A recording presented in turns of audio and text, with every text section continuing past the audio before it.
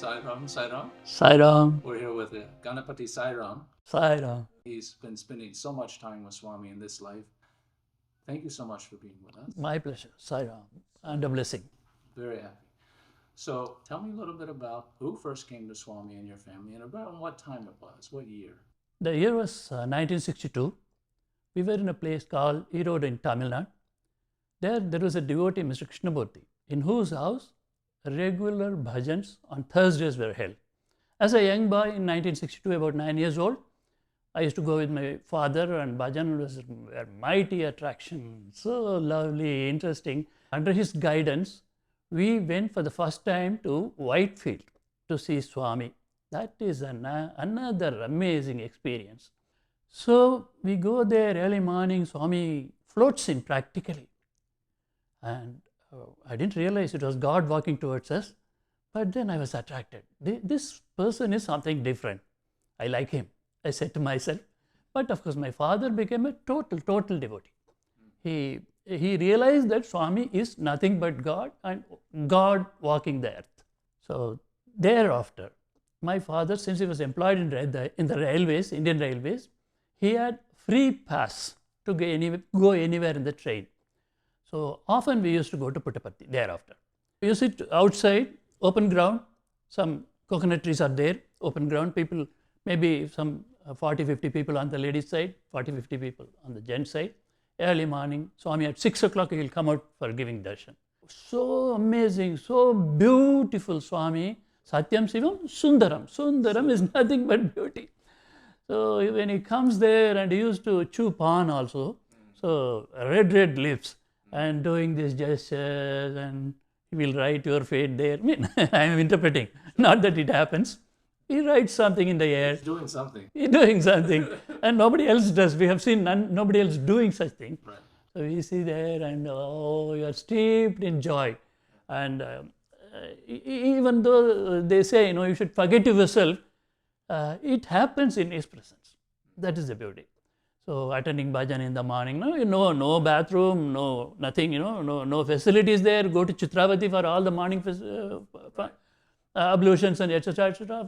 Ladies will go early in the morning at 4 o'clock. Gents will go after 6 o'clock. Oh, that's how they Yeah, that's no other way. Yeah. No such facilities inside Prashant Nilayam. Nice. So still with all that, I particularly remember one Navarathri day. Myself and my father went. Now it sounds very funny, very interesting. Now no suitcase, no nothing, no such boxes. We were having 2 khaki cloth bags. We were carrying because it was 60s. Go there, and everybody stayed in a asbestos sheet laid hall. Not a very big one. It will hold about 60-70 people at the most. Their only reservation system is you go there, you spread your bed sheet, that's your place. That's how people do. Similar to the sheds now? It was a shed, yes, shed. Only one big shed was there. It was Navarathri day, Dasara. And the hall, by the time we reached Puttaparthi, the hall was full, the so-called hall. Only asbestos sheet, no walls. Asbestos sheet, it was full. So under a tree, we lied down. In the night, about 9 o'clock, it started raining heavily, lashing out. You know what we did? On the eastern side, there used to be a State Bank of India and post office. Its tiles used to come like this, slanting. So we went, imagine, I cannot imagine that today. Keep this khaki bag for head. Up to here it was not raining, we laid down. We lied down. We were lying down there in the night. It was not raining up to this place. Below that, it was raining. You just put your head under it. Today, any comfort is not enough for us. Any comfort. We want more. Only this much. AC is not working. We complain. No complaint those days. Only Swami. Nothing else mattered. I think those are the days, the formative days for me. They taught certain things, like putting up with anything for God. Put up with anything for God. That was an important lesson we learned. I believe, that's what I believe those days. So that is unforgettable evening for me. While I was studying in my 12th grade, the pre-university college they organized a medical camp. All the students were checked. They were checking me. Those days, stethoscopes were very important, big instruments. Checking my heartbeat. And doctor said, turn around, checking my heartbeat. And there was no heartbeat audible to him through the stethoscope. Really? Yeah. And he then recommends me, prescribes me to go to a bigger hospital in that area, government hospital. Those days, that was the biggest hospital. It was attached to a medical college also. He referred me to that hospital.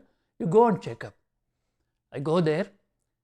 They put me on a table, practically like a frog in the biology class. 10 students stand around me. The professor comes along. They touch me here, there, stethoscope, everything. And they were discussing something about me. I did not really understand what they were discussing, as if I was a case study. Then the next big thing was ECG, electrocardiogram. They take that. It was very feeble, very, very feeble, even for electrocardiogram. So they say that I was having congenital heart.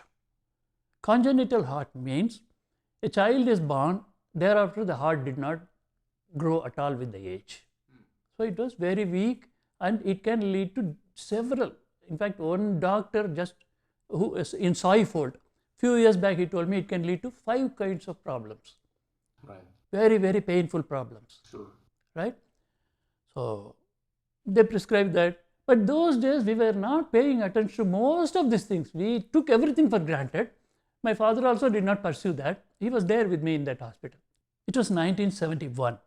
I had completed my +2 grade, that is 12th grade, beyond which you have to seek a seat in a professional college or whichever college you want to pursue. So my father said, go to Parthi, ask Swami what you should do further. I go to Parthi. I have a very big carbuncle, like an eruption in my back. Very painful eruption at that time. But like I said, no, comforts were not the top priority in your life those days. Anything comes, you take it for granted. If it is body, it will happen. Swami calls for me interview. Swami was there. He called me for interview in that room, in a small room. You must have seen that or known that any number of people come in, it will accommodate. It looks very small. 30 people, it will be full. 50 people, it will be full. 60 people, it will accommodate. So that small room, Swami comes and sits in the chair. Then next, he goes behind the curtain to the upstairs steps, where he usually gives the private, personal interviews. He took me there. Very lovingly, he put his arm around my shoulders. Practically, he had this much hair those days, this much. Because younger days, for him, it was very young, so huge. So when he holds it, practically his hair was brushing against my cheeks, and amazing fragrance was coming from him. Mesmerizing experience. Then, very sweetly he says, I know why you have come. He tells me in my mother tongue, Tamil. எனக்கு தெரியும் எதுக்கு வந்தேன்னு. I know why you have come. First, creates vibhuti. First, puts it in my hand. Eat it. Swami tells, he will, like a mother, he will say. With very great love, he will say. Because we don't know what to do in front of Swami. Usually we are dumbstruck. That's what happens. You freeze. You go to ask him something, you don't ask him. Right. That's the reality of Swami. So I was like a zombie standing in front of him, total joy. What to do? Swami creates vibhuti, puts it in my hand and says, eat, put it in your mouth. I put it in the mouth. Then he says, I know why you have come. Then he tells what I should do further, what has to happen further. The number 2 thing he says, you are suffering from something. I immediately, we being humans, think of this problem in my back. So he says, when you eat this vibhuti, everything will be clear, solved. But you didn't know what he meant. I didn't know what he meant. Till today, I am talking to you with such verve. Right. Very strong. Agility, strong. Yeah. Not a pinprick. With the same heart I am functioning. I am 71. Yeah. Swami said, I know what is your problem. You are all right. Eat the vibhuti. And here I am. talking to you, loud and clear, with the same heart. With the same heart. That is Swami. That is Swami. The moment I realized it, like you said, he cured me, there should be a reason. He has kept you alive this far. And he has endowed you with so much of talent. Give it back to him. He gives any talent, whether it's singing, whether writing, speaking, anything. Do give it back to him. So that is how I feel these days. Once I realize that Swami is the one who, with all its faults or lack of faults, I don't know, it has fault or not, I don't know. But the same heart is working till today. That's fine. And you started doing his work yes, in a very real way. Very, very earnest way. I thought that is the purpose of my life. Almost that is how I feel. That is how I feel. My passion was journalism and public speaking. But when I say public speaking, I should say about this again. See, there were debates, that is interesting public debates, literary debates, and poetry reading sessions. I was participating in many of them in Tamil Nadu those days. I used to sing very, very well, loud and clear, very sweet, but suddenly my voice broke. Sound will not come out. Totally a screech while singing suddenly. Really? That kind of problem started happening. Went and consulted a doctor. He took some endoscopy and all. He said, your vocal cords have developed nodules. They are in the beginning stage. So anybody who talks, sings quite a lot, they get these nodules. Even teachers they get hoarse voice. You must have seen teachers. That is because of these nodules. So a minor surgery is warranted. For me, only refuge, Swami. Sure. I went back home. I fell like a log in front of Swami and said, Swami, I want no surgery, but I promise one thing. If I get cured, I will not go and talk for my own fame or remuneration. I will talk about you, about your teachings, only spiritual things. I will not speak any other thing. Lo and behold, few weeks, my throat was all right. Really? No surgery. It just resolved. Yes. So why, in which connection I am telling, you have a talent dedicated to Bhagavan. It is safe, you are safe. Talent is safe, you are safe. Talent is God. Yes, talent is God. So, same throat today? Same throat, same heart, Yes. but a new Ganapathi. Yes. Swami says, there was one big industrialist who were into motor industry, automobile industry in Tamil Nadu. She goes with her son to Swami, a small child. And Swami asks playfully to that child, what do you like? As usual, even here it's the case. I like cars, he says. Oh, will you take me as your driver? Swami says, okay, Swami, if you take me as your driver, I will safely reach you to your destination. And even if the car gets any repairs, I will repair that. And also, if needed, I will change the parts also. He will change the parts also, if needed. He will ensure that the vehicle is driven smoothly to its destination. But put him in the driver's seat. Throughout your life, you've had some very long-term experiences with Swami. Perhaps you can extrapolate on who is Swami in a way that doesn't have to be unique, but is sincere for you. But this who is Swami has lot of philosophical connotations. I don't really want to delve very, very deep into it, but I definitely want to indicate it. You know the story of Moses and the fire in the bush in the Old Testament. Moses, a shepherd, he sees a burning bush. The beauty of the burning bush was that there was fire in the bush, but the fire does not gut the bush. It was fire. A fire that does not gut the bush. That was very surprising to Moses. And the burning bush speaks to him. He calls him, talks to him, and gives him the 10 Commandments on the, you know the story. At the end of it, God has spoken to Moses. At the end of it, he was to return down the Mount Sinai, and he asked, people will ask me, who spoke to you? Who gave you these 10 Commandments? What shall I say? Who are you? He didn't ask. What shall I say? You know the answer? He said, Yahweh. We sing in our Sarvamada Prarthana, all religious Prarthana, Jehovah, right? That Jehovah is the Yahweh in Yiddish, Jewish language. Yahweh. You know the meaning of Yahweh? Yahweh means I am that I am. I am that I am. That is Tattvamasi. That is Aham Brahmasmi. That is Sanatana Dharma. God gives the same reply to everyone. Right? So that is what the Father who sent His Son to the world to redeem us. That God is Swami.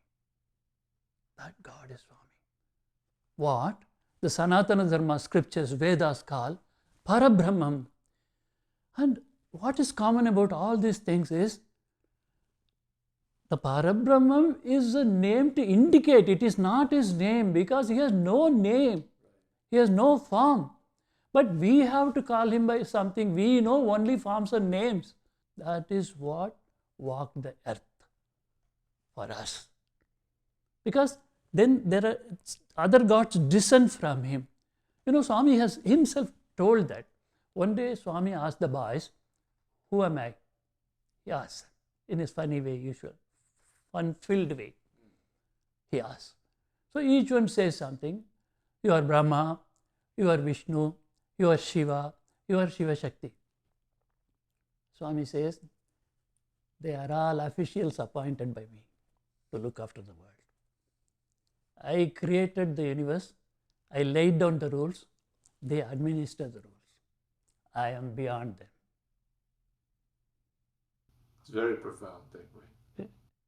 So, instead of delving deep into philosophy or anything, just think of this fact. He is beyond the gods by name we worship. He is beyond them. He created them. He looks over them. But then he said, that's the beauty of it. I must say this when I say this.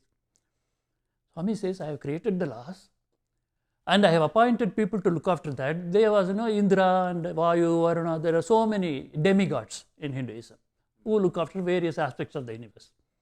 I have appointed them to look after the welfare of the humans. But 3 things I directly take care. Swami has said this. 3 things I take care directly.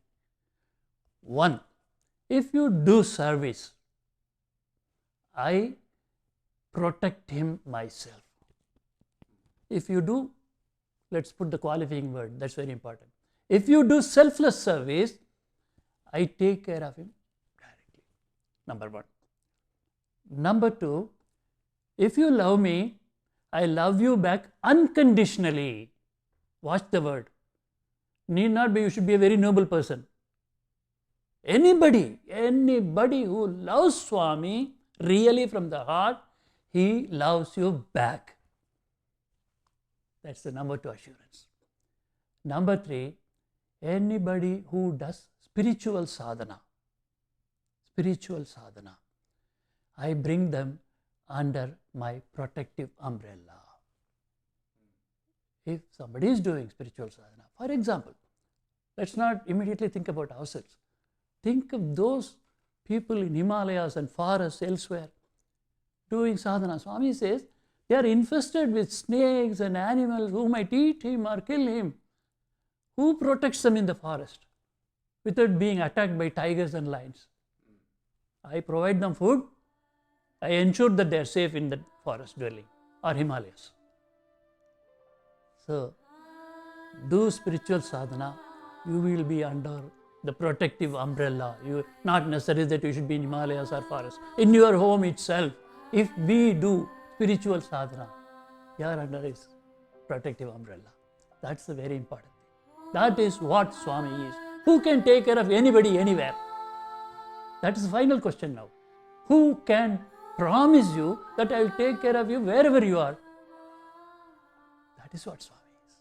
Swami says, don't come to me and say you have a big problem. You tell the problem that you have a big God behind you. So that's the formula. Sai Ram. Sai.